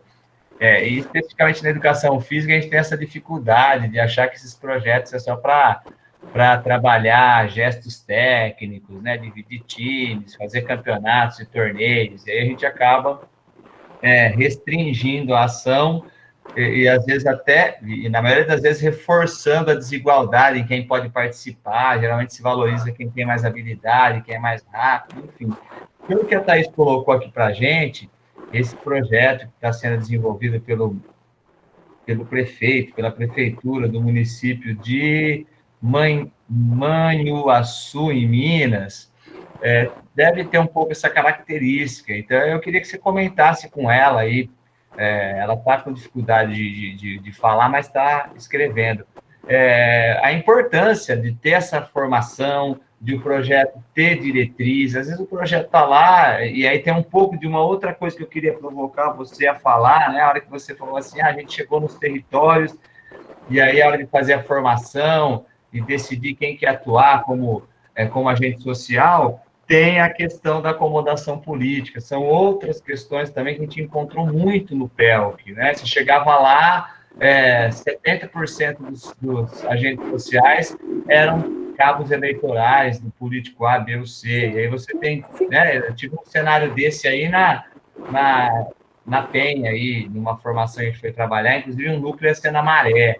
E aí, como você tem que trabalhar essas questões, você já falou um pouco sobre isso, mas acho que é bacana comentar novamente com a Thaís, essa questão de usar aí as estratégias, as dinâmicas de sensibilização, né, de dar exemplos, ao esporte que você trabalha na sua academia, o esporte como você vai trabalhar aqui, enfim, provocá-los a pensar que existem outros caminhos. Eu acho que é por aí, se eu pudesse falar um pouco sobre isso. Sim, e Thaís, se você precisar, eu tenho muito material, a gente pode conversar depois, tem muita coisa para a gente trocar em termos da formação. Essa possibilidade de intervir diretamente, assim, eu acho que André falou uma coisa importante, né? Os projetos têm que ter diretrizes, e aí esse projeto Esporte e Cidadania, que quem implementa, não, na verdade, quem elaborou, né, Helder, Silvio, foram as pessoas que pensaram, que planejaram, Ana Helenara, Ana Beatriz também, foram as pessoas que planejaram isso e trouxeram para a gente tudo muito bem estruturado, né? Então, quando você tem as diretrizes muito bem elaboradas, muito bem estruturadas, você, seguindo aquelas diretrizes e trazendo as diretrizes para o concreto, você consegue pensar uma formação, você consegue... Porque qual é a ideia? A ideia é concretizar essas noções, essas concepções. É simples? Não, não é simples. Tanto como eu já falei, né? A gente brigava muito. Mas aí saía, as coisas aconteciam a partir dessa rede que a gente ia tecendo, essa rede de construção de conhecimentos que a gente ia tecendo em meio a essas brigas até, que às vezes... Mas, assim, eu acho que não dá para fazer um projeto só com a sua boa intenção. Não dá para fazer um projeto só com a sua boa vontade. Você precisa ter um projeto que tenha uma consistência, e esses projetos todos, tanto o PST, quanto o PELC, quanto o PEC, né, esse Esporte e Cidadania, quando eles chegam para nós, a gente pode até criticar uma coisa ou outra, mas eles vêm com diretrizes muito explícitas e, de certa maneira, consistentes. Com essa consistência e mais a base teórica que a gente tem,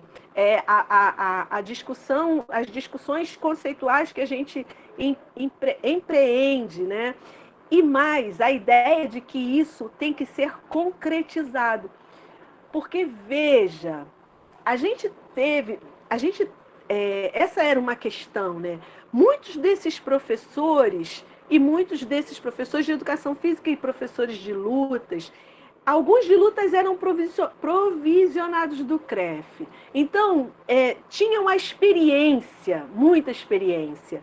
Alguns professores de educação física eram formados há muito tempo. Então, tinham experiência. Por onde você vai afetar esse sujeito se não for naquilo que ele tem de mais sensível? Que muitas vezes ele esconde atrás de uma orelha de couve-flor e de uma... Pô, a gente ficava assim, caraca, os caras, se a gente debater com esse cara, o cara resolver se aborrecer com a gente vai apanhar aqui, né? Os caras grandes, fortão, não sei o quê. E aí, se a gente não pega o cara pela emoção, a gente não pega o cara na cognição. Se a gente não afeta o cara naquilo que ele tem de mais sensível, que às vezes ele tenta esconder, ou que a aparência dele mostra que, pô, esse cara é casca grossa. Se você não pega o cara pela emoção, você não ganha ele. Você não ganha ele na cognição. Você não desperta, você não o desperta para as outras aprendizagens. E aí, como é que você faz isso com o cara? Você faz isso jogando com aquilo, com o inesperado e com o concreto. O que é o inesperado? Ele vai ver um filmezinho que vai dizer assim, onde estão os direitos humanos? Direitos humanos, o que significa direitos humanos? Ele vai ver, por exemplo, um trecho daquele filme 157, em que o rapaz sequestra o ônibus, né? Sequestro do ônibus no Rio de Janeiro, que morreu uma pessoa e tal, que foi aquela tragédia que morreu o rapaz também e tal. E aí você contextualiza aquela cena do cara dentro do ônibus agarrado a uma moça. Da onde que ele veio? Por que aconteceu isso? Não é justificar o ato, mas é contextualizar aquela situação. E aí você pega o cara que talvez também tenha vivido numa comunidade e que perdeu os amigos para o tráfico, que os amigos morreram. E aí ele chora e fala, eu sou um sobrevivente, professora. Se você não pega o cara ali, você não vai conseguir fazer com que ele reflita os conteúdos do planejamento, as questões técnicas, conceituais. Não vai. Porque o cara vai dizer, pô, de novo isso, hein? Se você faz com que o cara perceba que é possível que essa emoção se concretize, e aí a emoção vem a partir do momento em que você mexe na autoestima dele, que você diz que ele é um garantidor de direitos, que você diz que ele vai operacionalizar um negócio que o cara criou lá no Ministério em Brasília e está na mão dele lá em Caxias. O cara vai dizer, caraca, olha isso, né? E aí, como é que você faz com que tudo isso vire alguma coisa que seja possível meter a mão? Porque são pessoas de meter a mão, assim, essas pessoas, elas fazem, né? Elas estão formadas há muito tempo, elas têm a experiência e pelo próprio cotidiano é muito difícil parar para pensar, parar para ler, parar para refletir até acerca da sua própria vida, porque o que vem é muito mais forte do que esses momentos que a gente consegue oportunizar de reflexão.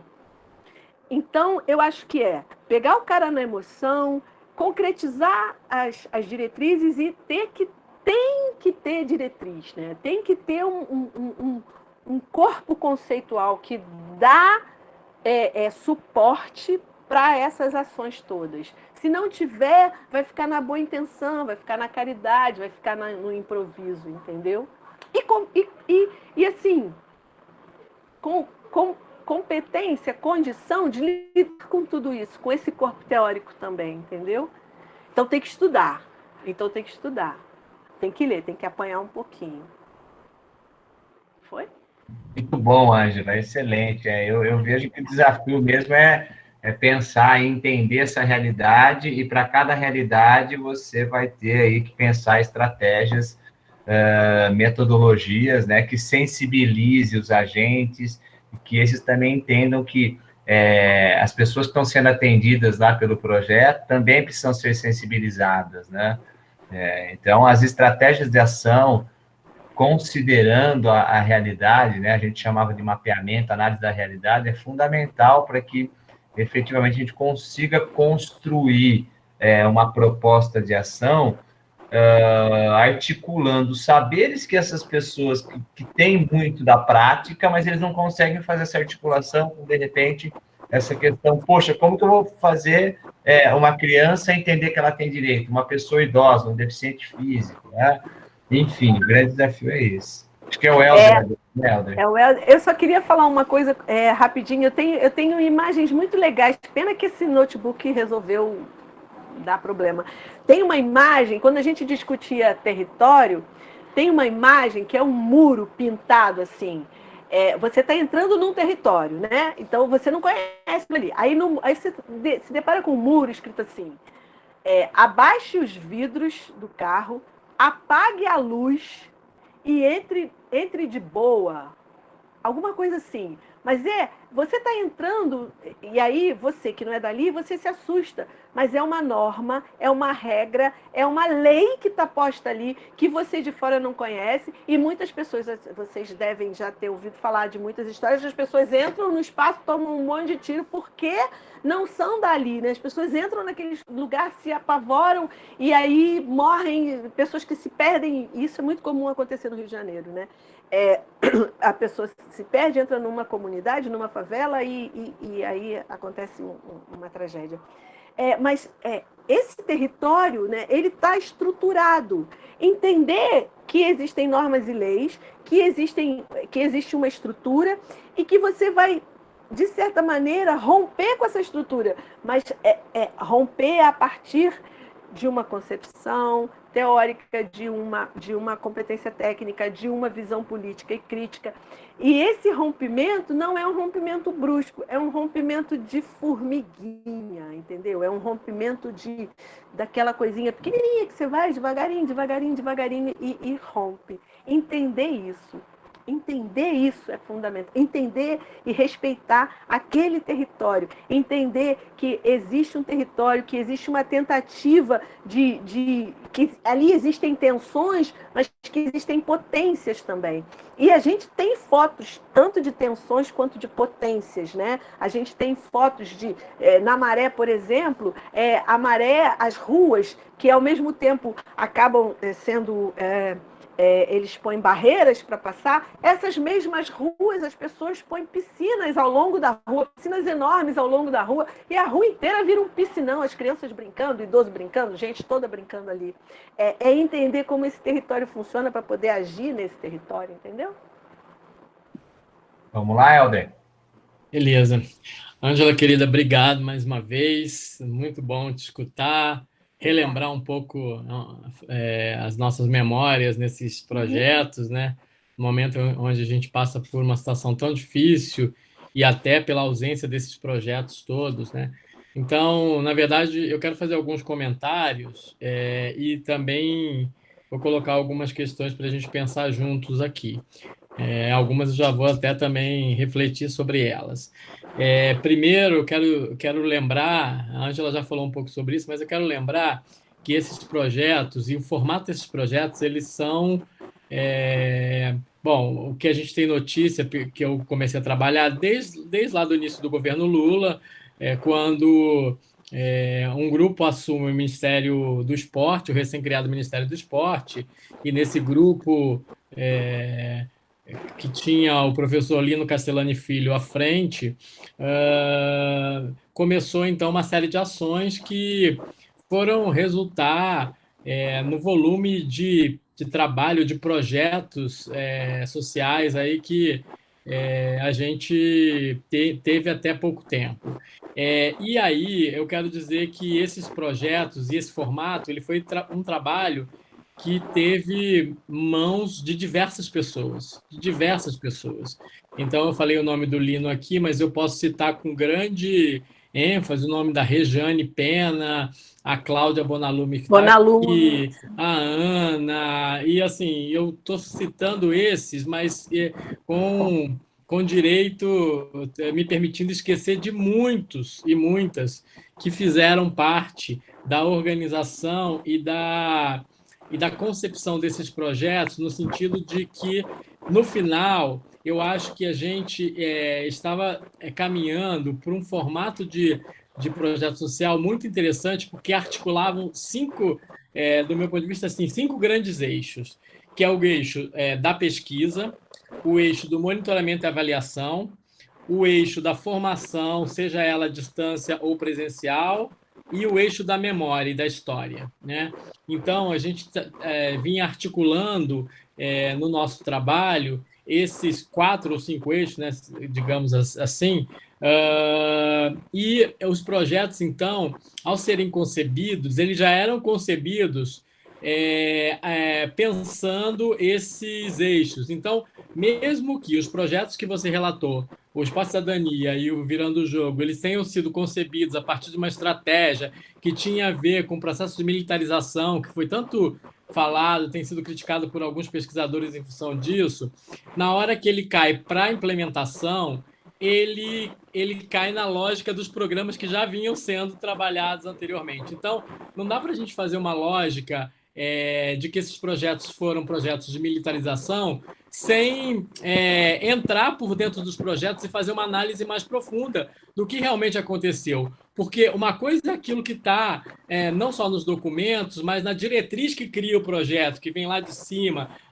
os negócios da paz social, eu nem me lembro o nome que se dava isso, mas outra coisa é quando esse projeto, então, ele vai tomando corpo, várias pessoas vão tendo que pôr a mão nesse projeto e aí esse projeto ele vai tomando outro rumo. E eu acho que esses projetos, de certa forma, eles chegaram com uma grande influência dessa concepção que tinha esses 5 eixos, que, do meu ponto de vista, são 5 eixos. Hoje, pensar em um projeto social, para mim, é pensar nesses 5 eixos. Assim, 4 eixos. Aí a pesquisa, o monitoramento e avaliação, a formação e a memória desses projetos, né? Tanto que esses projetos acabaram, mas eles perduram aí. A gente tem pessoas fazendo pesquisa ainda sobre os projetos, porque a gente conseguiu, inclusive, fazer uma memória dos projetos. Não ainda como nós queríamos, mas a gente tem uma memória desses projetos. Então, eu acho que qualquer concepção em termos de projetos sociais hoje, elas precisam pensar nessa organização. E, para mais do que isso, nós também construímos uma tecnologia educacional. Ou seja, a partir do momento que a gente tem projetos com princípios, diretrizes, orientações, estratégias, a gente cria, a partir daí, também uma tecnologia educacional que pode ser repassada, que pode ser trabalhada em diferentes espaços. É claro que essa própria tecnologia educacional ela questiona o formato de receitas, porque muita gente quer assim, inclusive eu vi a Thaís perguntando como eu faço para ter um projeto. A única coisa que eu vou te dizer é que eu não tenho uma receita para um projeto. Primeira coisa que a gente tem que fazer é compreender bastante esses territórios, os espaços, e tentar articular um projeto a partir desses diferentes eixos que vão nos ajudar, então, a gente a consolidar um projeto que talvez seja mais centrado na comunidade, na população, no público, que tenha uma possibilidade de transformação dessa realidade, porque eu vejo a formação como um elemento fundamental para transformar essa realidade. Então, é isso que você diz, assim, até então, os caras que lutavam jiu-jitsu, eles não tinham essa visão, até porque nossos cursos de educação física, e muitos estavam aí, eram graduandos ou formados em educação física, eles também não tinham essa formação dentro dos seus cursos de educação física. Falar de políticas públicas, projetos sociais ainda dentro da formação de educação física não é algo corriqueiro, não é algo novo. É algo que ainda precisa muito investimento nosso, no sentido de trazer, inclusive, isso também requer produção de conhecimento, porque se a gente não produz conhecimento, a gente não tem o que falar para os alunos, né? E o espaço da universidade é, inclusive, o espaço de disseminar essa produção do conhecimento também. Então, ao dizer isso, eu queria dizer que nós, as ações terem, eu não sei se é acabado, ainda não tenho essa clareza total, porque tem coisas lá no site da Secretaria, dentro do Ministério da Cidadania, enfim, tem coisas lá colocadas, eu não sei se ainda tem alguma coisa. A gente está com dificuldade de encontrar onde essas ações estão acontecendo. Mas eu acho que a gente tem uma tecnologia que nós construímos, e quando eu estou dizendo nós, é uma galera, desde o Lino lá e até nós agora no finalzinho. Eu acho que é uma galera que foi fundamental para a construção, apesar das brigas, das divergências, porque isso também não foi um processo simples, mas tem uma galera que participou disso, né? Eu quero destacar aqui também o nome da Andréa Everton, né, que também teve uma participação muito ativa nesse processo, inclusive com a gente. Então, eu queria destacar também o nome dela. Mas aí eu queria fazer um diálogo com você a partir disso que eu disse, porque isso também gerou... nós tivemos uma mudança a partir do momento que, quando Cláudia, Ana Elinara, Rejane me chamam lá para a gente discutir um formato que já vinha sendo discutido, já vinha sendo implementado no projeto Segundo Tempo com a Universidade Federal do Rio Grande do Sul, que é um formato que envolve a universidade. Bom, a expertise da universidade é a formação. Tendo a universidade com essa expertise, nada mais... E as universidades públicas, federais, do mesmo ente federativo, nada mais lógico, talvez, ou nada mais interessante do que você trazer a universidade para pensar esses projetos, para trabalhar junto na concepção e desenvolvimento desses projetos.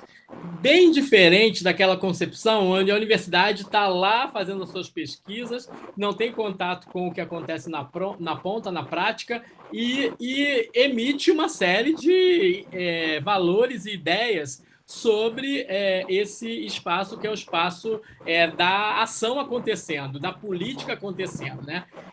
Então, diante disso, assim, diante dessa sua experiência que você teve, eu queria que você falasse um pouquinho do papel da universidade frente à política pública. O que é papel da universidade frente à política pública? Como você vê...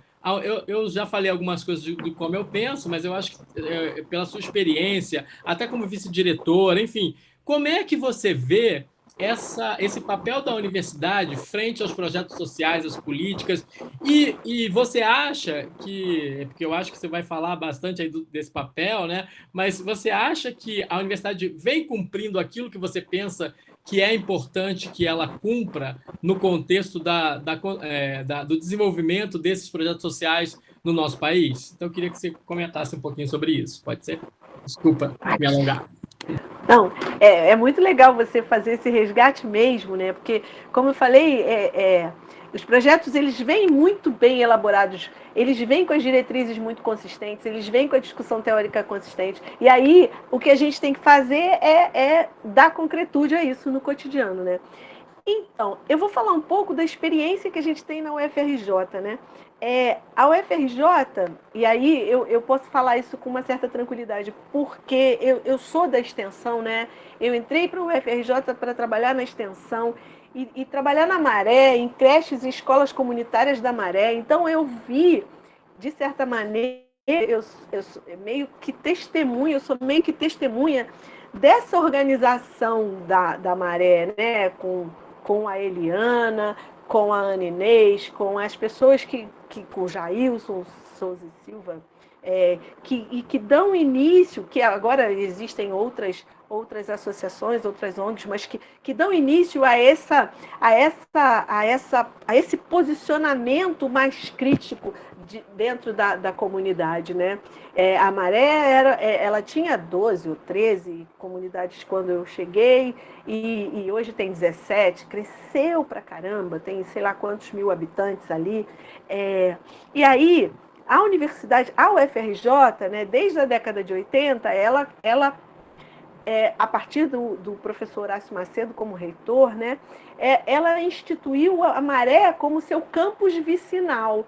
Então, assim, para que eu vou lá para o fim do mundo, para outro lugar muito distante, se eu posso agir, se eu posso colocar a universidade a serviço dessa comunidade que está aqui, que é minha vizinha, né?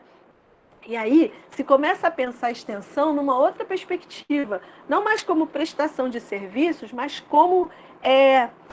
isso é muito bonito, né? E não mais numa relação hierarquizada, verticalizada, da universidade como centro produtor do saber e a comunidade que não sabe nada, que não tem nada, que não entende de nada.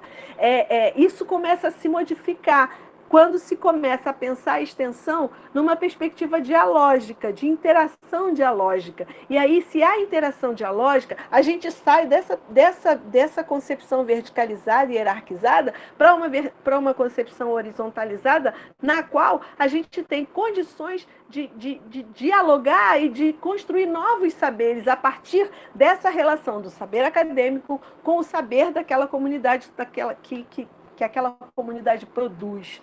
Né? E aí, isso também tem a ver com a discussão de território, tem a ver com as positividades da discussão, né? Com as positividades desse território, né?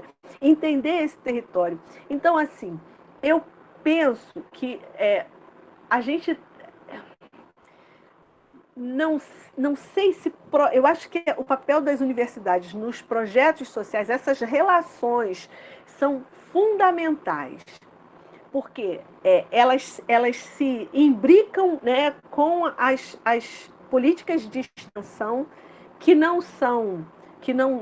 e aí pensar bem assim, em extensão não como prestação de serviços, né, mas como ação política da universidade, na direção daqueles que mais precisam, na direção da crítica ao contexto que a gente vive, conjuntura, a estrutura perversa, maléfica e altamente cruel. A universidade tem um papel fundamental. Eu acho que a universidade ela traz para os projetos a possibilidade da construção de novos saberes e, mais importante do que isso até, da formação cidadã. Não a formação técnica apenas, não que a formação técnica tenha que ser secundarizada, mas a formação técnica é fundamental, e aí eu estava falando isso, né, quando você pega as diretrizes e concretiza essas diretrizes e leva lá para a ponta, então tem que ter uma competência técnica, mas tem que ter uma visão política e cidadã. A formação, se for uma formação técnica, a formação técnica você encontra em qualquer Unisquina aí, né? Unisquina, formação técnica, forma líder, aquelas conversas todas fiadas que a gente já sabe. Mas a formação de uma universidade pública, ela tem que ser também, para além da técnica, ela tem que ser uma formação cidadã. E isso você consegue quando você movimenta essa hélice da pesquisa, do ensino e da extensão. Eu não falo tripé, porque o tripé é um negócio pesado, fechado, parado. Eu falo em hélice. Essa hélice precisa ser movimentada. E os projetos sociais trazem essa condição. Então, quando você vê, e assim, quando você pega essa molecada toda que você está formando e põe como monitor no projeto social, o cara vai criticar a literatura, ele vai olhar a realidade com outros olhos, ele vai voltar para a sala de aula e vai dizer, professor, não é bem assim não, hein? E aí, quando ele levanta o dedo e fala, professor, não é bem assim, todo mundo ao redor dele aprende com ele. Então, o papel da universidade eu acho que é fundamental que a universidade participe, que essas interações com as instituições públicas do governo federal, né, assim, com os ministérios, essas relações elas são muito ricas e elas forçam, assim, porque a gente tem, né, a universidade é um reflexo da nossa sociedade, ela também é elitista, ela também é preconceituosa, ela também discrimina, a universidade também não é lugar de santo, né? A gente sabe como é que funciona a universidade. Mas ela força a universidade a olhar para o lado. Ela força, e aí no nosso caso, na UFRJ, força a olhar para o lado mesmo, porque a maré está ali do lado. A Igreja da Penha está um pouquinho, se lá de dentro você vê a Igreja da Penha, o Piscinão de Ramos está ali do lado, você vê o teleférico do Alemão, então você vê essas comunidades todas, estão ali ao seu redor. Como fechar os olhos para elas, né? E aí, quando a universidade ela interage com essas instituições, com os ministérios, ela forma, ela é fundamental para a produção de um conhecimento sistematizado, de um conhecimento com suporte, com um conhecimento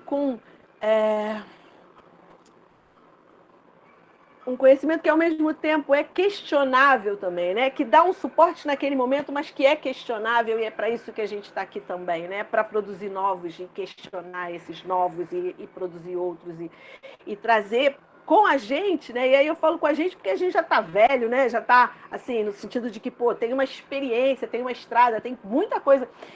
E traz esse povo todo junto, né? E aí se diz, olha só, a gente tem que continuar. Se a gente é que nem campo de batalha, né? Os primeiros, os da linha de frente tomam um tiro, mas tem os caras que estão atrás que vão segurar essa onda. Então a gente está e nesse momento de desgoverno que a gente está vivendo, o papel da universidade é fundamental. mesmo que seja remotamente, a gente não pode descuidar, mesmo que a gente nesse momento esteja dominado pela indignação, né? Dominado pela revolta, dominado pela tristeza, a gente não pode deixar de entender o papel da universidade é fundamental, porque ela precisa dar o retorno à sociedade brasileira, assim, que nos mantém, que nos sustenta, né? Essa sociedade nos sustenta, essa sociedade precisa ter o retorno, e o trabalho, então, é nessa dimensão política da interação, do impacto social, do impacto no estudante, né? E de pensar esses projetos dessa maneira intersetorial. A universidade pode participar disso, fazer essas relações, formar pessoas que façam essa relação, que compreendam a importância do seu papel frente à sociedade brasileira. Eu respondi? Joia, Ângela. Ângela, queria dizer que foi um prazerzaço aí esse bate-papo com você sobre projetos sociais de lazer, você compartilhar essa vasta experiência que você tem. E eu falo muito para os meus alunos, alunas, quando a gente trabalhava com a formação dos agentes sociais, ao participar de um processo formativo, principalmente esses cursos, né? Eles iam lá para a formação, cheio de expectativa, qualquer grãozinho aí já contribui com o nosso processo formativo, né? Com a nossa construção de saberes. Então, eu espero que esse bate-papo possa ter provocado aí, né, como provocou a Thaís aí, a refletir sobre esse tema, qual que é nosso papel, entender um pouco aí a necessidade desses programas terem essa estrutura em diretrizes, né, do que o Helder comentou aí, da formação, do monitoramento e avaliação, da própria questão da escrita da história, né, da memória, enfim. E aí eu queria agora que você aí fizesse aí a sua fala aí de encerramento e depois eu passo a palavra para o Helder. Muito obrigado, viu, pela sua generosidade em compartilhar com a gente essas experiências. Eu estou muito emocionada, assim, porque eu estou muito feliz. Eu estava tensa, mas eu estou muito feliz, porque o acolhimento, como eu falei logo no início, né? O Oricolé é um ninho acolhedor, né? E eu me senti bastante acolhida por vocês. Muito obrigada. E uma coisa que eu esqueci de falar, o Helder falou também, que tem a ver com os princípios éticos que movimentam e que devem movimentar essas ações. Né? E nesse sentido, o respeito e a transparência, né? Eu acho que quando o Helder fala do papel da universidade, a gente tem que também pensar na transparência do uso dos recursos, na transparência dos processos avaliativos, na transparência desse monitoramento, para que as pessoas percebam o nosso papel enquanto garantidores de direitos e formadores de novos resistentes e de novos lutadores, né?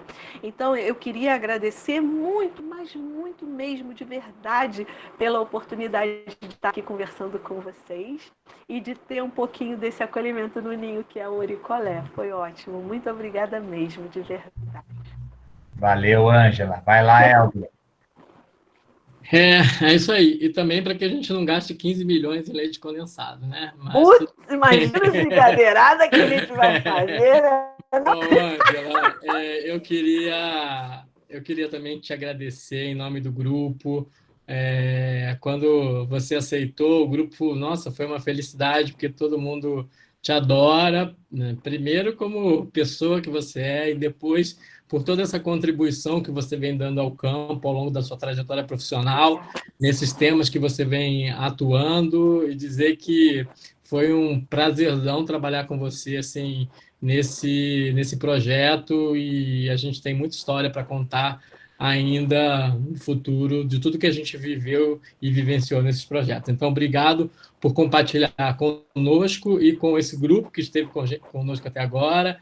Quero agradecer a presença de todos e todas. Lembrar mais uma vez que o nosso próximo Oric Online será no dia 24 de fevereiro. E a nossa convidada será também uma outra querida amiga, Mirleide Chá Bahia, da Universidade Federal do Pará, que vai abordar, então, o tema lazer e meio ambiente. Então, a gente conta com a participação de todos e de todas nesse dia também. Então, Ângela, muito obrigado. Obrigada, E agora obrigada. vamos só brindar. Valeu. Brindar com água. Obrigada. Mil beijos. Valeu, muito obrigada. obrigado.